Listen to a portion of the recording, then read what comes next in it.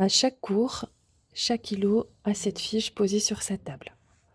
On va privilégier le travail en groupe, mais on va également faire attention à individualiser les efforts de chaque élève. À chaque cours, si les membres de l'îlot se sont comportés correctement, ils obtiennent la lettre C dans la partie groupe. Et si tous les membres de l'îlot ont participé, ils ont la lettre P comme participation, à raison de 2 participations maximum par cours. Si malheureusement tous les membres de l'îlot ont eu un comportement pénible, on a une petite croix rouge qui viendra pénaliser au moment de totaliser les points.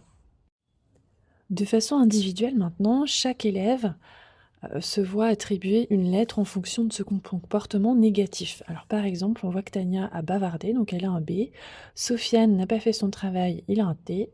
Léo a oublié par 2 fois d'apporter son matériel, il a un M. Et puis Kylian mâchait son chewing-gum en cours, donc il a CH. Mais il y a également la possibilité d'avoir des petits points verts bonus. Alors là, on en distribue autant que faire se peut.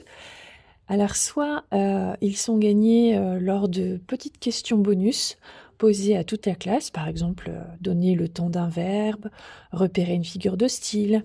Alors soit l'élève bénéficie de son petit point vert, ou il peut également demander à ce que le point vert soit donné à tout son groupe. J'essaye de valoriser au maximum également les efforts individuels. Par exemple, on va imaginer que Sofiane est un élève très introverti et puis j'ai remarqué qu'il a fait beaucoup d'efforts de participation. Donc je lui mets une petite croix verte pour lui montrer que j'ai constaté ses efforts. Et puis on va imaginer que Kylian est un élève qui bavarde beaucoup, qui prend la parole de façon intempestive, et ça fait 2-3 semaines que je vois qu'il fait beaucoup d'efforts dans sa prise de parole. Donc j'ai pu mettre une croix verte pour les efforts qu'il a faits. Cette petite fiche permet de voir individuellement les progrès de chacun. Elle permet aussi de gérer toutes les choses qui prennent un peu de temps à gérer, notamment la gestion du matériel, des devoirs, etc. Et elle renforce le travail en groupe et crée une certaine émulation. Le seul souci pour moi, c'est que parfois j'ai tendance à l'oublier, à oublier de la poser sur la table, et bon, ça peut être aussi parfois contraignant de compter les points, mais on s'habitue assez vite.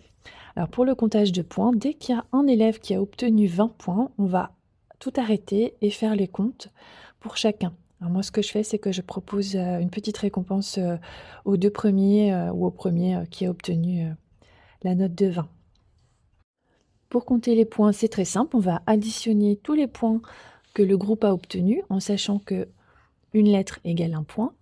Quand il y a une croix rouge, ça enlève 1 point. Et puis ensuite, on va soit ajouter, soit retirer des points individuels. Alors je vous ai préparé un petit exemple. On va imaginer que ce groupe a eu 16 points, moins la croix, ça fait donc 15 points. Ça, c'est la note du groupe. Et donc ensuite, j'ai retiré ou ajouté les points bonus individuels de chaque élève.